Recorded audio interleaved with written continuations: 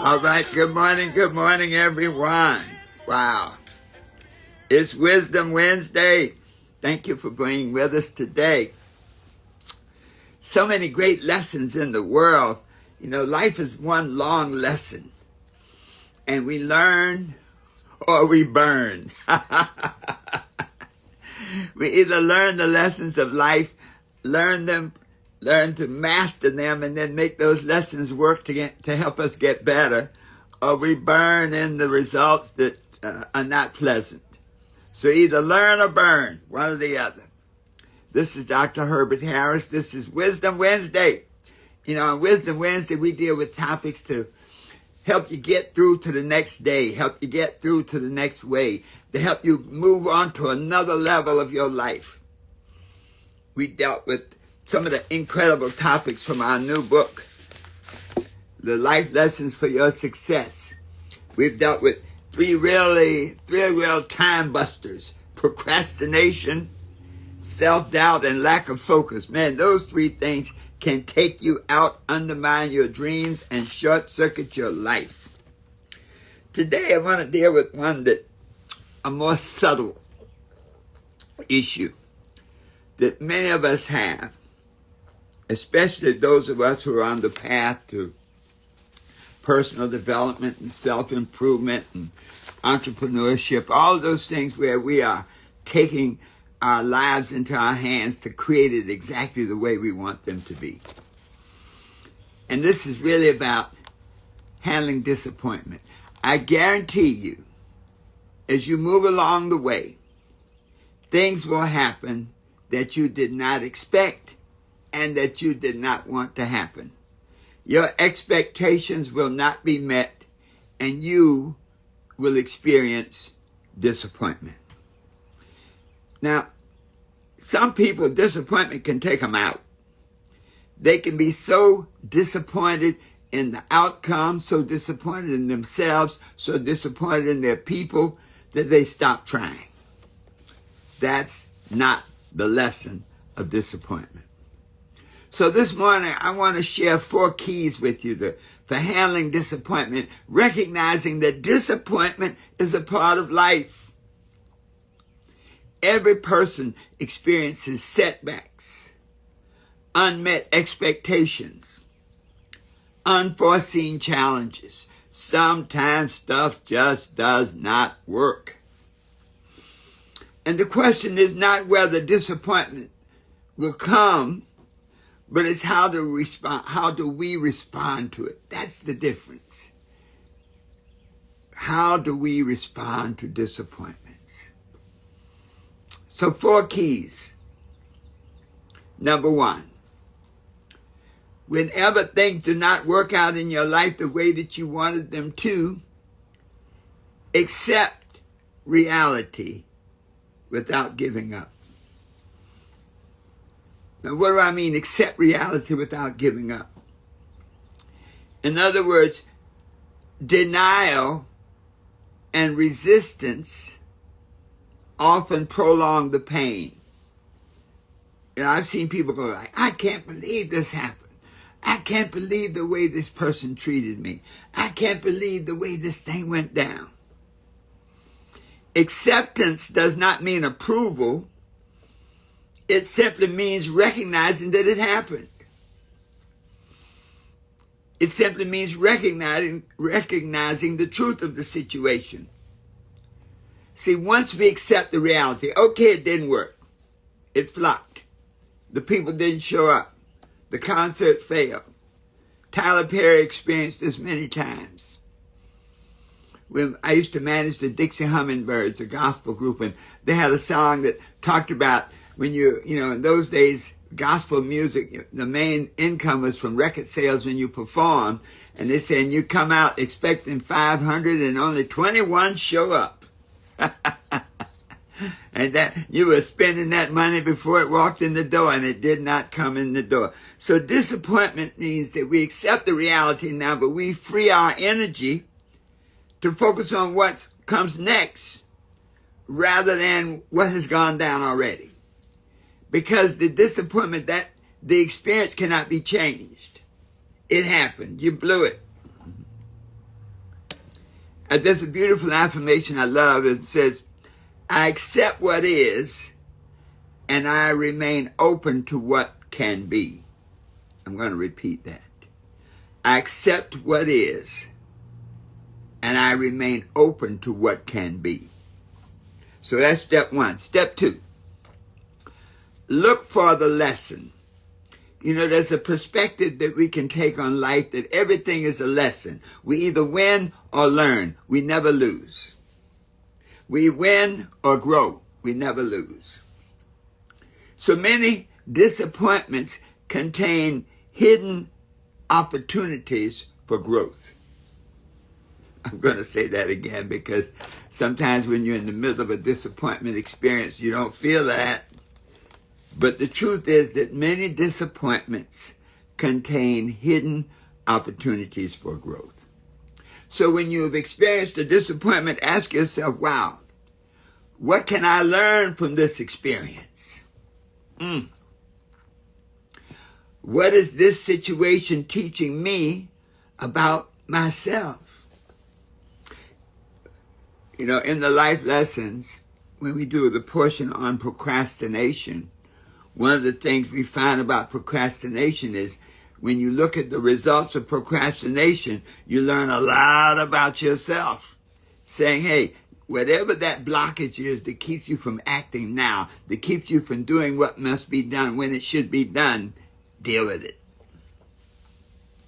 Then a third question, how can this setback make me stronger and wiser?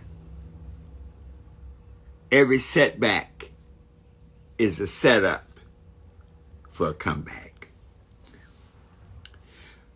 Many of our greatest successes are built on lessons learned from our greatest disappointments. Point 3. Adjust your expectations and redirect your energy. Disappointments sometimes come from expecting life to unfold exactly as planned. But we know this, when one door closes, another door opens. So rather than dwelling on what did not happen, focus on new possibilities and a new direction. So this way you change your expectations from analysis of an impact of what went wrong to possibilities and potential for what can grow from it, what can come from it.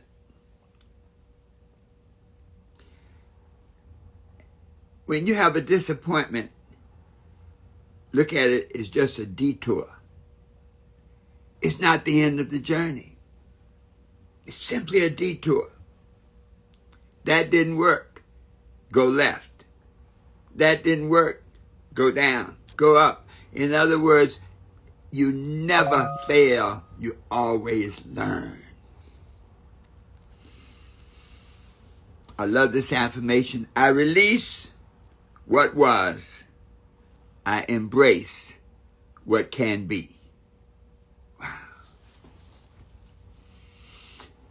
Sometimes that's challenging. Sometimes the pain of disappointment just stings you and hurts you so badly. But when you can release it, you can't change it. It happened. But now when you can say, okay, this happened. What do I learn from this? What does this teach me about myself? How can I redirect my energy to grow through this experience? And then the fourth key. And this is really, I call it the pulling key. Trust the bigger picture. Whenever you experience a disappointment, that means that you at least were on a journey where you had expectations of certain results. And so when it didn't happen, that's okay. You must have had a big vision, so trust the bigger vision. Every no is not a rejection. It's a redirection. I'm going to say that again. Every no is not a rejection. It's a redirection. There may be situations and circumstances and opportunities or blessings that are not yet visible. You can't see them with the level of consciousness that you were operating on that brought about the disappointing results. But now that those results have manifested, you can focus on the bigger vision. You see, the vision is what keeps you going. And so when you have a disappointment, it's just a redirection, a little bump in the road. So when you have a bump in the road, when you look in the valley of life, look up. Look up towards the mountains. Look up towards the sky. When the prodigal son was in the pig pen of life, and he literally lost everything, he said, and when he came to himself, when he looked at the situation, the disappointing situation, and he said, this is not me. This has been an experience to help me find me. And he said, I will arise and go to my Father, go to my source. And so this bigger picture now is what you focus on, so now that you can arise to that bigger picture. Thomas Edison, when he spent over 10,000 failing experiments to find a filament for the light bulb, he recast that idea and he said, I have successfully identified 10,000 ways that will not work. You see, there are many things that you can't see at your level of consciousness. You can be so focused on the desired outcome that you can't see the bigger picture. Now, when you have the disappointment, you can see the bigger picture. You go, okay. And now this is where faith comes in. Because faith allows you to move forward even though you don't fully understand the reason for the disappointment. So it happened. Okay, you look at the lesson you learned, you adjust your expectation, and you focus now on that bigger picture, and you take a step forward. Okay, I took a hit, but I still got to get up. I got to go another round. Okay, it didn't happen, but I'm still standing. And see, that's the beauty of life. As long as you're still standing, you can go another round. So let's summarize this. Disappointments can either make us bitter or make us better. When we accept the reality of the disappointment, learn the lesson dictated by the disappointment, redirect our energy now on new paths and new ideas and new concepts. And then we trust in the enfolding process, trust in the growth process. You know, there's a scripture that says all things work together for good. All things work together for good for them that love the Lord, just to give you the whole scripture. But what it's really saying is all things work together for good for all of those who operate from a level of consciousness that they can see the big picture. So this is the lesson for today. I felt it compelled to share it because we all experience the same type of things. When I experience disappointments, you experience disappointments. And so when I perceive it, people often say, Doc, your message was just what I needed to hear, because there's a vibration in the world that unites us and makes us one consciousness. And so now you have your marching orders. Now you know what to do. Now you can change a setback to a setup for a comeback. Always knowing that the best is yet to come. Wow.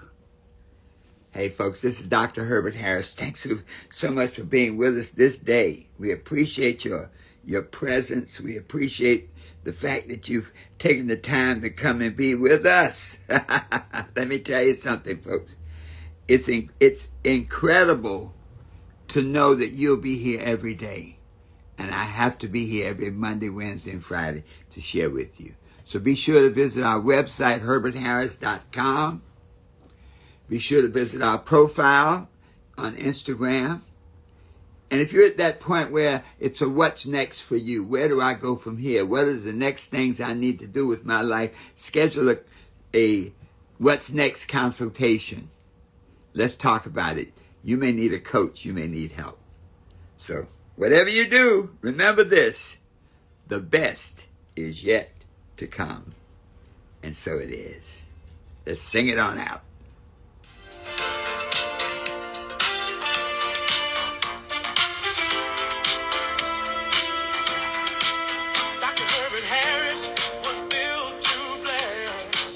He wrote the 12 universal laws of success. The book that lifts us higher, keys to life that sparks the fire. From the pages to the people far and wide, he shares the truth that lives inside. A man of God with vision bright. He walks in love, he stands for right, with a servant's heart and a scholar's pen.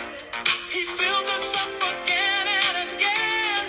He was built to bless, born to lead, spreading light, sowing powerful seed. With every word. All right, folks, Sade, you got your marching orders. All right, Val, thank you. Life, Body, Soul, all of you who've been on this broadcast today, take this message and run with it. Share it with 3 or 4 other people. Make some comments. Share some comments about how you put this lesson into action. Knowing that you can be what you want to be. You can do what you want to do. You can have anything you desire. Always knowing that the best is yet to come. And so it is. See you on Friday at 8 a.m. for Checkup Friday.